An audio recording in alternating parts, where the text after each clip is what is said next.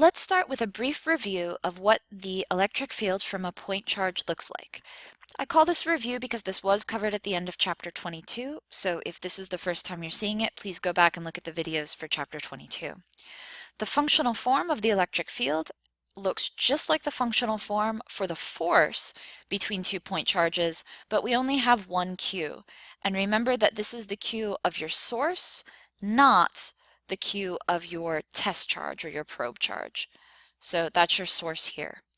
R hat means that it's just pointing radially, and as long as we use positive Q for a positive charge and negative Q, we actually put in a negative here when we have a negative charge, then the negative here with the R hat means pointing towards. So for a positive charge, we see that it's always pointing away. This is a vector diagram here, and that the farther away you are, the smaller the field is. For a negative point charge, the farther away you are, the smaller the field is, but now in every case it points towards. So let's now try to move away from a single point charge into multiple point charges. The first thing we need to understand is how we can actually add fields together. If we know what the field is from one point charge and we say have 5 point charges, we need to make sure we know how to then get the total field at one location. So the logic we're going to use to really prove this is to start with forces. We know that if we want to talk about the force on a charge, right? So in this case, this Q is my probe charge, not my source charge. So if we're talking about the force on a probe charge, we know that this is literally the net force. We know that net forces come from just adding up all of the forces. So if I have multiple forces coming from multiple source charges, we can then take my total electric field and say that my total electric field is just going to be my total force divided by the Q, where this is again your probe, right? So distinguish between probe and source. So this is Q of your probe charge, force on the probe charge, but your electric field is coming from the source charges. And we then would actually say, well, if I just take this and distribute, right, divide by Q, that's how I get to this form. But if I then look at this, I said, well, F divided by Q is just the definition of the electric field. So this is if F1 comes from Q1, F2 comes from Q2, well, those are just the electric fields created by those. So my total electric field is just equal to the sums of my electric fields. Remembering that these are all vector quantities, so when you go to sum the electric field, you must take into account the direction. If they are in a line, right, if one electric field is to the right and the other is to the left, that's pretty easy to add. But you might have one electric field in one direction, another electric field in a different direction, and remember that you must use vector addition to work with that then. So how do we solve problems that involve multiple point charges? And again, we're usually talking about finding the electric field at different positions, and the source in this case is individual point charges. So please be careful. We're going to generalize this a little bit when we talk about extended objects like lines and surfaces, but right now we're talking specifically about individual point charges. So this might be different objects that are small and far away, so we can treat them as point charges. And remember that you always want to visualize. You want to make some sort of representation.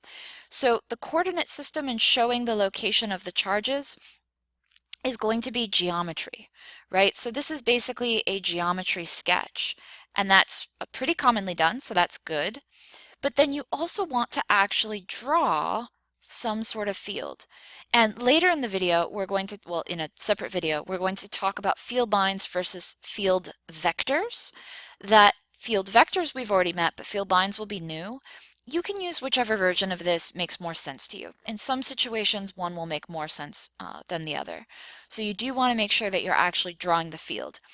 Now here it says of each charge at P. So in that case, vectors are going to help if you're turning around and actually doing vector addition. So field lines can be helpful, but field vectors will be better for the vector addition.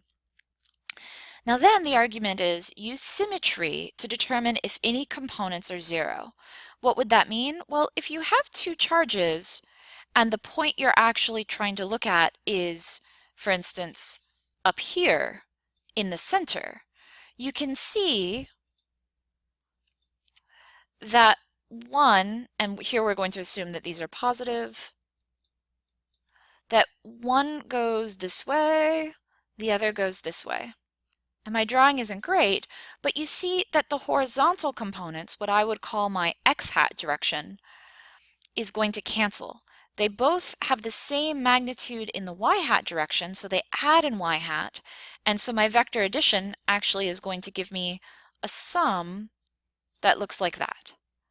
So you can use symmetry arguments to say, well, I don't have to worry about what's happening in x-hat because they sum to only be in y-hat. So feel free to use symmetry to do that, but make it really clear in your work that that's what you've done. So far all we've done is visualize. Now mathematically, we then actually need to calculate the magnitude of the electric field strength, so that's going to be the magnitude, and then we need to calculate the angle, and that's going to be from geometry, right? That if here I need to get what this theta is, well, there's some geometry to work with about that. So use your sketch of the geometry to carefully find the angle, and that is going to be necessary for, again, breaking into components and doing vector math. Field strength comes from Coulomb's law. You then want to write each vector in its component form. Again, in this case, we said by symmetry we don't need to worry about the x component, but make sure you're adding only the y component of your vector. And then you're going to sum by components to get your final vector. So make sure that numerically what you've gotten makes sense with what you see in your picture, and you're done. Now, obviously, we might have more than than two source charges. We might have all sorts of charges, which will just make this a more tedious problem. So do be ready for having perhaps 3 or 4 sources. And again, if you're depending on the geometry of the situation, you might have a symmetry that really allows you to simplify it, but make sure it's clear that you're doing that.